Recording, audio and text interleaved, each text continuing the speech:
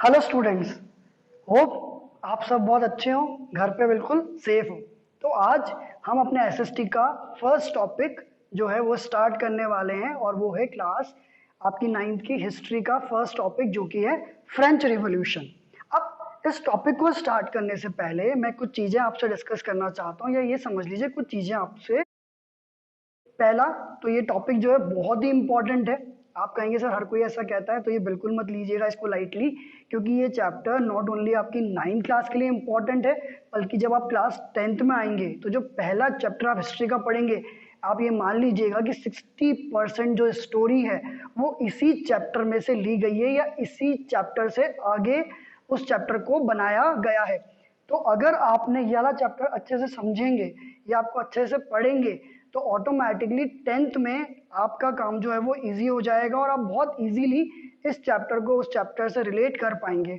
ये मैं आपको इसलिए कह रहा हूँ क्योंकि जिन बच्चों को 10th में हम पढ़ाते हैं और जिन्होंने 9th में अच्छे से इस चैप्टर को नहीं पढ़ा होता, उनको दिक्कत आती है। तो पहले से मैं आपको उस चीज़ के लिए वार्न कर देता हूँ कि इस चैप्टर को बहुत सीरियसली लीजिएगा, बहुत ढंग से पढ़िएगा।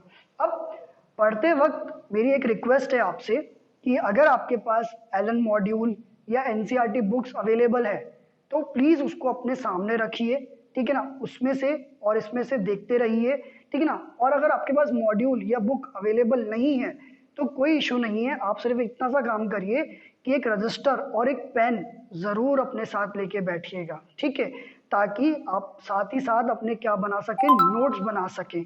अब आप 8th क्लास में नहीं है, अब आप 9th में आ गए हैं, तो 9th में आपको थोड़ा एक्स्ट्रा काम करना पड़ेगा। You have to make your notes. तो आप एक रजिस्टर बनाइएगा एसएसटी में, जिसमें आप साथ ही साथ जब मैं आपको पढ़ा रहा हूँ तो आप उन चीज़ों को समझें और अपनी लैंग्वेज में, या आपको जो सामने मैंने जो बोर्ड पे लिखा हुआ है अगर वो लैंग्वेज समझ में आती है तो आप उसको अपने तरीके से नोट्स में क्या कर सकते हैं, कन्वर्ट कर सकते हैं, ठीक है। और आप ये मत समझिएगा कि सर ने बोल दिया ठीक है हम देख लेंगे कर लेंगे। तो मैं आपको एक और चीज क्लियरली बता देता हूँ कि whenever you going to join Allen again after the lockdown, मतलब जब भी ये लॉकडाउन खत्म हो जाएगा और आप वापस से अपने सेंटर्स पे आएंगे, चाहे वो किसी भी सेंटर्स पे हो आप एलन के, तो सबसे पहले आपसे आपकी क्लास वर्क कॉपी हर सब्जेक्ट की और इवन होमवर्क कॉपी, अगर आपको होमवर्क दिया जाएगा और आपको होमवर्क करना पड़ेगा तो उसकी पूरी डिटेलिंग जो है वो ऑलरेडी हर सेंटर्स पे चली जाएंगी। तो आपको ये दोनों की जो बुक्स और कॉपीज हैं, यानी कि जो क्लास वर्क और जो होमवर्क कॉपी है, ये सबमिट करनी पड़ेगी। तो इसीलिए आप पहले से ही इन चीज़ों को मेंटेन करने की, मतलब मेंटेन कर लीजिए, और ये आपके लिए ही बेनिफिशियल है, क्योंकि अगर आप लिख के साथ साथ पढ़ेंगे तो आपको चीज़ें और इजीली समझ में आ जाएगी, ठीक है ना। अगर आप सिर्फ सुनना है तो चीज़ें समझ में आएंगी पर लॉन्गर टर्म के लिए नहीं आएंगी। तो ट्राई इट कि आप रजिस्टर में साथ रजिस्टर और पेन लेके बैठे, या बुक या मॉड्यूल साथ में लेके बैठे अगर आपके पास है तो, और आप क्या करें, अपने नोट्स या चीज़ों को अपने अकॉर्डिंग जो है वो उसमें लिखें रजिस्टर के अंदर, ठीक है। तो चलिए अपन स्टार्ट करते हैं अपना पहला टॉपिक जो कि है फ्रेंच रिवॉल्यूशन, ठीक है। अब पहला क्वेश्चन तो जो आपके माइंड में आएगा कि सर हम इंडिया के रिवॉल्यूशन के बारे में पढ़ना चाहिए, ठीक है ना, पर हम फ्रेंच रिवॉल्यूशन के बारे में क्यों पढ़ रहे हैं? वो इसलिए क्योंकि French revolution not only Europe का बट ऑल्सो वर्ल्ड का one of the most important revolution था, ठीक है। अब इस रिवॉल्यूशन ने क्या करा, नॉट ओनली यूरोप या अपनी नेबरिंग कंट्रीज को अफेक्ट किया, बल्कि पूरे वर्ल्ड को अफेक्ट किया एज अ पॉजिटिव सेंस में। अफेक्ट किया कैसे? पॉजिटिव सेंस ने। इसने पूरे वर्ल्ड को मैसेज दिया, किसका? फ्रीडम का, लिबर्टी का। आई बात समझ भाई, आज हमारे कॉन्स्टिट्यूशन के अंदर दो वर्ड है, लिबर्टी एंड फ्रीडम। वो दोनों के दोनों हमने किससे लिए हैं? वो लिए हमने फ्रेंच रिवॉल्यूशन से। क्यों? क्योंकि फ्रेंच रिवॉल्यूशन ने ही सबसे पहले ये मैसेज दिया कि भाई आप जो हैं, आपको गुलामी में नहीं रहना चाहिए, आपके ऊपर जो रूलर होना चाहिए वो आपके द्वारा इलेक्ट होना चाहिए, ना कि कोई डिक्टेटर या कोई मोनार्क होना चाहिए। तो इसलिए जो फ्रेंच रिवॉल्यूशन है बहुत इंपॉर्टेंट है, ठीक है। और नॉट ओनली यूरोप बल्कि जो वर्ल्ड है उसके अंदर बहुत सारी कंट्रीज है जिसको फ्रेंच रिवॉल्यूशन ने क्या करा, मोटिवेट किया, ताकि वो अपनी लड़ाई लड़ सकें आज़ादी के लिए, फ्रीडम के लिए। आई बात समझ में? अब एक और चीज समझिएगा कि इस चैप्टर को स्टार्ट हम जो करेंगे वो करेंगे बिल्कुल जैसे आपकी बॉलीवुड या हॉलीवुड की मूवीज होती है ना, जिसमें फ्लैशबैक में स्टोरी जाती है, या आप टॉलीवुड भी ले सकते हैं क्योंकि आजकल जो है बहुत ज्यादा चल रहा है टॉलीवुड, ठीक है ना। तो आप किसी भी जैसे मूवीज देखते हैं ना जो फ्लैशबैक में जाती है, तो इस चैप्टर की जो स्टार्टिंग है ना वो भी बिल्कुल एक तरह से फ्लैशबैक में हो रही है कि भाई ऐसा हुआ, फिर हम बाद में पढ़ेंगे कि ऐसा क्यों हुआ, ठीक है। तो इस चैप्टर की स्टार्टिंग करते हैं हम फ्रेंच रिवॉल्यूशन। बेसिकली रिवॉल्यूशन का मतलब क्या होता है? एक तरह से आप समझ लीजिए रिवोल्ट करना, ठीक है ना, विद्रोह करना। अगर आप किसी चीज से सहमत नहीं है, आप किसी ओपिनियन से सहमत नहीं है, तो आप उसके खिलाफ क्या कर रहे हैं, अपनी आवाज उठा रहे हैं या अपनी बात या अपनी ओपिनियन को रख रहे हैं। ठीक है, अगर सामने वाले पर्सन को वो चीज पसंद नहीं आई तो वो उसके अगेंस्ट क्या होगा, रिवोल्ट ही तो होगा ना। तो इसलिए इसको बोलते हैं फ्रेंच रिवॉल्यूशन, और ये रिवॉल्यूशन कहाँ का है, फ्रांस का। इसलिए इस चैप्टर का नाम क्या है, द फ्रेंच रिवॉल्यूशन। ठीक है, अब देखिए मैंने आपको एक और चीज बताई थी कि हम इस चैप्टर की स्टार्टिंग करेंगे कैसे, एक जैसे होता है ना फ्लैशबैक की तरह। तो इसकी स्टार्टिंग करते हैं हम। इसमें हमें सबसे पहले जो इंसिडेंट देखने को मिलेगा वो है सीधा इवेंट ऑफ 14 जुलाई 1789। जबकि इससे पहले भी चीजें हैं, हम उसको पढ़ेंगे बाद में। बस अभी हम एक स्टोरी बना रहे हैं फ्लैशबैक की, भाई ऐसा ऐसा हुआ था, फिर बाद में हम देखेंगे कि ऐसा क्यों हुआ था, क्या रीजन थे उसके। तो इवेंट ऑफ 14 जुलाई 1789 जो है, ये डेट आप बहुत अच्छे से याद रख लीजिए, क्योंकि ये बहुत हिस्टोरिकल डेट है। क्योंकि इसी डेट को जो है वो कहा जाता है कि फ्रेंच रिवॉल्यूशन की स्टार्टिंग। क्या कहा जाता है, फ्रेंच रिवॉल्यूशन की स्टार्टिंग।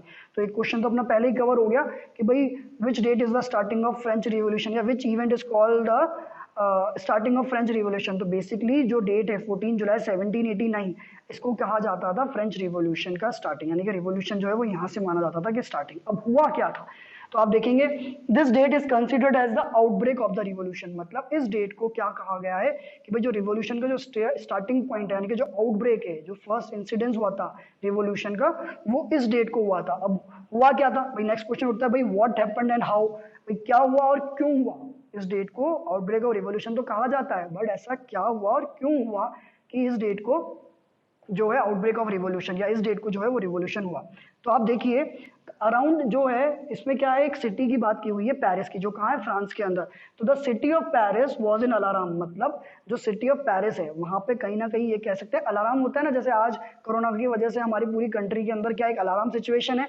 पुलिस, मिलिट्री, डॉक्टर्स या इवन कॉमन पीपल जो है बिल्कुल अवेयर है, ठीक है ना, एक अलार्म सिचुएशन पे है, ठीक है ना, एकदम मतलब ऐसा होता है ना, मतलब गो सिचुएशन में है, मतलब एक दूसरे से बच रहे हैं, चीजों से बच रहे हैं, बीमारी से बच रहे हैं, डिजीज से बच रहे हैं। उसी तरह आप समझ लीजिए कि जो सिटी ऑफ पेरिस थी वो एकदम अलार्म की सिचुएशन थी। मतलब वहां पे क्या जो सिचुएशंस थी वो बिल्कुल क्रिटिकल थी, ठीक है ना। और अलार्म की सिचुएशन मतलब क्या होता है, मतलब जो पारा होता है ना लोगों का, बिल्कुल क्या था, हाई था। मतलब होता है ना लास्ट, मतलब एक जो गुस्सा फूटने वाला होता है, बिल्कुल उसका लास्ट स्टेप था, ये समझ लीजिए आप। ठीक है, इसके बाद देखिए क्यों था ऐसा, लोगों का पारा ऐसा हाई क्यों था, गुस्सा क्यों था, बिकॉज वहां पे रूमर्स स्प्रेड हुए थे, कहां पर, पेरिस के अंदर, कि जो आर्मी है वो ओपन फायर करेगी किसके ऊपर, सिटीजन के ऊपर। मतलब कि जो किंग है, बेसिकली हुआ क्या था, जो किंग है फ्रांस के, उन्होंने अपनी आर्मी को पेरिस की सड़कों पे भेजा था to check the law and order. But किसी ने गलती से ये अफवाह फैला दी पेरिस के अंदर कि जो किंग है वो लोगों से नाराज है, और उसने अपनी आर्मी को क्या है, लोगों को मारने के लिए और पनिश करने के लिए भेजा है। इसीलिए जो पूरी कंडीशन थी वो कैसी कंडीशन थी, एकदम अलार्म वाली सिचुएशन थी, ठीक है ना, जैसे रेड अलर्ट होता है ना, बिल्कुल वैसी सिचुएशन थी। और क्योंकि वहां पे जो रूमर फैल गई थी कहां पर, पेरिस में, कि भाई जो आर्मी है वो क्या करेगी, ओपन फायर करेगी किसके ऊपर, सिटीजन के ऊपर। क्या करेगी, सिटीजन के ऊपर वो ओपन फायर करेगी। कौन, आर्मी, किसकी, किंग की। ठीक है, अब देखते हैं आगे। सम 7,000 man and women gathered and form people militia. इसका मतलब अब जैसे ये रूमर फैलती है तो जो कॉमन पीपल है, जो पुअर पीपल होते हैं ना, वो सारे के सारे क्या होते हैं, आग की तरह ये मैसेज पहुंचता है सोसाइटी के अंदर, और कुछ 7,000 मैन एंड वुमेन जो होते हैं ना, वो इकट्ठा हो जाते हैं, गैदर्ड हो जाते हैं, ठीक है ना। और इकट्ठा होने के बाद भाई वो डिसाइड करते हैं, सोचते हैं भाई अब क्या करें। भाई कोई कहता है भाई जो किंग है उसने आर्मी भेजी है तो अब तो हमारा मरना क्या है, तय है। पर कोई कहता है कि भाई हम ऐसे क्यों मरेंगे, हमको लड़के मरना चाहिए। तो लड़के मरने के लिए आपको क्या चाहिए होता है, वेपन चाहिए होता है, ठीक है ना। प्लस हम 7,000 कुछ लोग हैं, तो हम अपनी क्या फॉर्म करते हैं, मिलिटिया। मिलिटिया मतलब होता है मिलिट्री, यहाँ पे क्या वर्ड यूज किया है, पीपल मिलिटिया। मिलिटिया मतलब होता है एक तरह से मिलिट्री। तो इन 7,000 लोगों ने, मतलब मैन एंड वुमेन ने डिसाइड किया कि हम खुद अपनी एक क्या करेंगे, आर्मी, एक मिलिट्री फॉर्म करेंगे। And they decided to fight against the king military. जो किंग ने जो आर्मी भेजी है, जो किंग की जो आर्मी है, उसके अगेंस्ट वो क्या करेंगे, लड़ेंगे। अब लड़ने के लिए क्या होता है, आर्म्स और एम्यूनेशन चाहिए होते हैं। भाई आप खाली हाथों तो ना लड़ोगे, वरना तो आप वैसे ही मर जाओगे। तो आर्म्स और एम्यूनेशन चाहिए होते हैं। तो इन पीपल्स को भी लगा कि भाई हम लड़ तो लेंगे, हमने ग्रुप भी फॉर्म कर लिया है, पर उस ग्रुप को फॉर्म करने के बाद हमको क्या चाहिए, हमको चाहिए आर्म्स एंड एम्यूनेशन, ठीक है ना, to fight against the king army. तो उन आर्म्स और एम्यूनेशन की सर्च में जो ये कॉमन पीपल है, ये कहाँ जाते हैं, ये जाते हैं, किंग का एक फोर्ट है जिसका नाम था फोर्ट ऑफ बेस्टाइल। क्या नाम था? Fort of Bastille. तो जो पीपल हैं वो वेपन की सर्च में क्या करते हैं? मार्च करते हैं। कौन से फोर्ट पे? Fort of Bastille. क्यों? क्योंकि इनको लगता है कि जो किंग्स हैं वो अपने आर्म्स और एम्यूनेशन जो है वो क्या करता है, वो इस फोर्ट के अंदर अपने आर्म्स और एम्यूनेशन जो है वो रखता है। तो इसीलिए आर्म्स और एम्यूनेशन की सर्च में जो कॉमन पीपल है वो क्या करते हैं, पेरिस के, वो जाते हैं फोर्ट ऑफ बेस्टाइल में। पर जब ये फोर्ट ऑफ बेस्टाइल में जाते हैं तो क्या होता है, वहां पे इनका कमांडर होता है, किसका? किंग का कमांडर होता है। तो किंग के कमांडर प्लस जो भी वहां पे थोड़े बहुत ट्रूप्स होते हैं किंग के, उनको ये पीपल क्या कर देते हैं? मार देते हैं। क्या कर देते हैं? मार देते हैं। देखिए, they kill the commander of Bastille, मतलब जो फोर्ट ऑफ बेस्टाइल का जो कमांडर होता है, मिलिट्री कमांडर होता है, उसको जो पीपल होते हैं वो क्या कर देते हैं? मार देते हैं। ठीक है ना। और मारने के बाद वहां पे कुल 7 प्रिजनर्स होते हैं। कितने प्रिजनर होते हैं? 7। मतलब ऐसा नहीं कि इनके रिलेटिव थे, वहां पे टोटल प्रिजनर्स कितने होते हैं? 7 होते हैं फोर्ट ऑफ बेस्टाइल में। और उन प्रिजनर्स को क्या कर देते हैं? आजाद करा देते हैं। क्या करा देते हैं? आजाद करा देते हैं। बट वहां पर इनको कोई इस तरह का कोई वेपन नहीं मिलता जो ये वेपन चाहते थे। ठीक है ना। जिसके लिए इन्होंने क्या करा? फोर्ट ऑफ बेस्टाइल पे अटैक किया था और वहां के कमांडर और वहां पे जो भी ट्रूप्स थे उनको क्या कर दिया था? मार दिया था। बट क्योंकि वहां पे वेपन नहीं मिलता और इनका जो गुस्सा है वो किंग के अगेंस्ट बहुत ज्यादा बढ़ जाता है और बहुत ज्यादा बढ़ गया था, तो जो फोर्ट था वो किसकी निशानी थी? वो किंग का था। तो इन्होंने सारा का सारा गुस्सा जो है वो किस पे निकाल दिया? किंग के ऊपर निकाल दिया। भाई आप ऐसा समझिए कि भाई आज आप जो है वो क्रिकेट खेलना चाहते हैं, ठीक है ना, बट आपका जो फ्रेंड है, आपका जो बड़ा ब्रदर है, वो आपको क्रिकेट खिलाने नहीं देता। तो आप क्या करते हैं? मौका पाके आपका जो भाई का बैट है आप उसको क्या करते हैं? तोड़ देते। भाई सारा गुस्सा है क्योंकि आप बड़े भाई से तो जीत नहीं सकते, उससे तो लड़ नहीं सकते। तो आप क्या करेंगे? चुपचाप छुप के क्या करेंगे? अपने भाई का जो है वो बैट तोड़ देंगे। तो ऑटोमेटिकली आपने बैट क्यों तोड़ा? आपको बैट से कोई प्रॉब्लम नहीं थी, पर वो बैट किसको बिलोंग करता था? आपके ब्रदर को, जो आपको नहीं खिलाता था, जिससे आपके रिलेशन अच्छे नहीं थे, या वो आपकी बात नहीं सुनता था। ठीक है। उसी तरह जो पीपल है उन्होंने भी किसके ऊपर गुस्सा निकाल दिया? Fort of Bastille. क्योंकि फोर्ट ऑफ बेस्टाइल इनडायरेक्टली किसको बिलोंग करता था? किंग को। तो वो किंग से नाराज थे, इसलिए उन्होंने किंग की प्रॉपर्टी को क्या करा? नुकसान पहुंचाया। अब देखते हैं आगे क्या हुआ। After demolishing the fort it stones were sold in the market. ठीक है ना। अब क्या हुआ भाई? उन्होंने फोर्ट वोर्ट सब कुछ तोड़ दिया। जो फोर्ट है बेसिकली वो उन्होंने तोड़ दिया, मतलब उसको उसके पत्थर निकाल दिए, उसके टुकड़े, उसको तोड़ दिया। होता ना पहले के टाइम पे क्या होता था, जो फोर्ट्स वगैरह वो कैसे बनते थे? स्टोन से बनते थे। तो उसके स्टोन्स वगैरह निकाल दिए, उसको तोड़ा। ठीक है ना। बहुत सारे पीपल्स थे, उन्होंने तोड़ा। कुछ कुल अराउंड 7000 पीपल थे, तो तोड़ा। और जो उसके स्टोन्स थे उनको क्या करा? उनको ला के मार्केट में बेचा। क्या करा? देखिए, were sold in the market. Fort it stones were sold in the market. आप कहेंगे सर पत्थर कौन खरीदेगा या पत्थर को क्यों बेच रहे हैं? तो बेसिकली भाई ये जो स्टोन्स है ये कहाँ के थे? ये थे फोर्ट ऑफ बेस्टाइल के। और फोर्ट ऑफ बेस्टाइल किसको बिलोंग करता है? किंग को। तो इस इंसिडेंट्स को हमेशा याद रखने के लिए होता है ना एक मोमेंटो, ठीक है ना, जो हमको मिलता है अगर हम कुछ अचीव करते हैं। जैसे फॉर एग्जांपल आप किसी भी कंपटीशन में फर्स्ट सेकंड आते हैं तो आपको एक मोमेंटो मिलता है यादगार के तौर पर, या सर्टिफिकेट मिलता है, ताकि आपको लाइफ टाइम याद रहे कि भाई आपने ये चीज़ अचीव करी थी।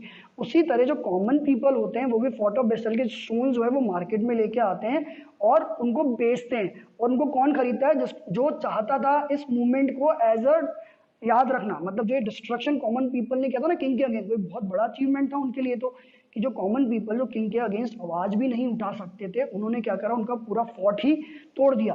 तो ऑटोमेटिकली इस डेट को याद रखने के लिए या इस इवेंट को याद रखने के लिए, इस डिस्ट्रक्शन को याद करने के लिए आप चाहें तो उन स्टोन्स को एज अ मोमेंटो अपने घर पे अपने पास रख सकते हैं, अपने आने वाली पीढ़ी को बताने के लिए एज अ स्टोरी।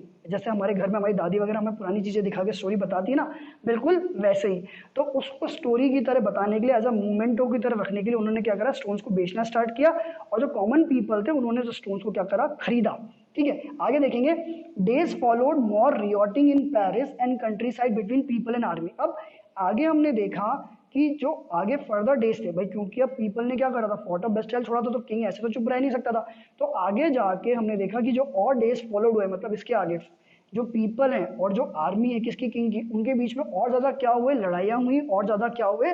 वॉर हुए। यानी कि एक तरह से आप समझ लीजिए पेरिस में क्या हुआ? रियॉट हुए। रियॉट मतलब क्या होता है? एक तरह से लड़ाई होना, ठीक है ना, वॉर होना। ठीक है ना। पीपल वर्सेस जो कंट्री की आर्मी होती है उनके साथ। बेसिकली जो कंट्री की आर्मी होती है दुश्मनों के लिए होती है, ठीक है ना। बट जब कंट्री के अंदर खुद जब पीपल सड़कों पे आ जाए और लॉ जो है उसको अपने हाथ में ले ले, तो इनको बेसिकली क्या बोलते हैं? रियॉट्स बोलते हैं। जैसे कि दंगे जो होते हैं, ठीक है ना, आपने देखे होंगे, सुना होगा दंगा, उसको इंग्लिश में क्या बोलते हैं? रियॉट्स। तो बेसिकली यहाँ पे क्या किया गया? जब ये सारा इंसिडेंस हुआ उसके बाद भी जो रियॉट यानी कि जो दंगे हैं वो पेरिस में कंटिन्यू होते रहे। किस किस के बीच? पेरिस में और कंट्री साइड। कंट्री साइड मतलब क्या होता है? पेरिस के जो आउटर एरिया है, ठीक है ना, जो विलेज वाला एरिया है, आउटर एरिया, उसको बोलते हैं कंट्री साइड। वहां पर किस किस के बीच में? पीपल और आर्मी के बीच में। आई बात समझ में आपको? उसके बाद पूरी उसके ऊपर स्टोरी बनती कि इंसिडेंस क्यों हुआ था, कब हुआ था। तो वो इंसिडेंस क्या था, वो इंसिडेंस था कि भाई इवेंट ऑफ 14 जुलाई को क्या हुआ, बेसिकली जो डेट है इसमें आउटब्रेक ऑफ रिवोल्यूशन हुआ था, मतलब यहाँ पे क्या हुआ था, रिवोल्यूशन हुआ था। क्यों हुआ था, ठीक है ना, मतलब व्हाट हैपेंड एंड हाउ, मतलब कैसे हुआ और क्यों हुआ, ये हमने देखा। अब क्या हुआ था कि जो किंग है, जो सिटी ऑफ पेरिस है, बेसिकली वो क्या थी, एक अलार्म सिचुएशन में थी, एक हाई वोल्टेज सिचुएशन में थी, जहाँ पे जो पीपल्स हैं उनको ये न्यूज़ पहुंची थी कि जो किंग है उसने अपनी आर्मी, अपने ट्रूप्स भेजे हैं उनको मारने के लिए। तो जो कॉमन पीपल होते हैं वो सारे के सारे क्या होते हैं, एक साथ गैदर्ड होते हैं, और कुछ 7,000 मैन एंड वुमेन जो होते हैं खुद अपनी क्या करते हैं, मिलिट्री बनाते हैं against, to fight against king, ठीक है ना। अब किंग के अगेंस्ट लड़ने के लिए उनको क्या चाहिए होता है, अपनी एक आर्मी, मतलब आर्मी के साथ साथ अपनी एक वेपन तो चाहिए होता है। तो वेपन फाइंड करने के लिए वो क्या डिसाइड करते हैं, वो जाते हैं किंग के फोर्ट में, जो कि फोर्ट ऑफ बेस्टाइल, क्योंकि उनको लगता था कि किंग जो है वो फोर्ट ऑफ बेस्टाइल में अपने आर्म्स और एम्यूनेशन रखता है, पर जबकि वहां पे इस तरह से उनको आर्म्स और एम्यूनेशन नहीं पाए जाते। बट वो फिर भी क्या करते हैं, वो फोर्ट ऑफ बेस्टाइल में जाते हैं, और वहां पे जो किंग का जो कमांडर इन चीफ होता है उसको क्या कर देते हैं, मार देते हैं, और वहां पे जो कुल टोटल 7 प्रिजनर्स होते हैं जेल में उनको क्या करते हैं, आजाद करा देते हैं, और फोर्ट ऑफ बेस्टाइल को क्या कर देते हैं, डिस्ट्रॉय कर, उनको क्या करते हैं, आजाद करा देते हैं, और फोर्ट ऑफ बेस्टल को क्या कर देते हैं, डिस्ट्रॉयड कर देते हैं। अब डिस्ट्रॉयड करने के बाद वहां पे जो स्टोन्स होते हैं वो लेके आते हैं और उनको मार्केट में क्या करते हैं, सेल करते हैं। मार्केट में क्यों सेल करते हैं, ताकि वो इस डेट को या इस इवेंट को, जो फोर्ट ऑफ बेस्टाइल हुआ है, की तरह से डिस्ट्रक्शन हुआ है ना किंग के अगेंस्ट, इसको याद रखें कौन, पीपल या उनके आने वाली पीढ़ी। तो इन स्टोन्स को एज अ मोमेंटो जो है वो मार्केट में सेल करते हैं, ताकि जो पीपल हैं वो इस इंसिडेंट्स को या इस डेट को याद रख सकें या अपने आने वाले फ्यूचर जनरेशन को बता सके, ठीक है। फिर ये जो लड़ाई है बिटवीन पीपल एंड आर्मी, ये कंटिन्यू चलती है कहाँ पर, पेरिस के अंदर, और एक तरह से कैसी सिचुएशन आती है, रियॉट्स वाली सिचुएशन होती है, मतलब कंटिन्यू जो है, मतलब फोर्ट ऑफ बेस्टाइल के बाद भी कंटिन्यू जो रियॉट है, लड़ाई है बिटवीन पीपल, ठीक है ना, कहाँ पर, पेरिस और कंट्री साइड में, और आर्मी के बीच में जो है वो कंटिन्यू रहती है, ठीक है। अब ये क्यों हुआ था, कैसे हुआ था, ये आगे की स्टोरी जो है वो हम आगे देखेंगे। आई होप आपको जो ये पूरा का पूरा टॉपिक है वो क्या हो, क्लियर हो।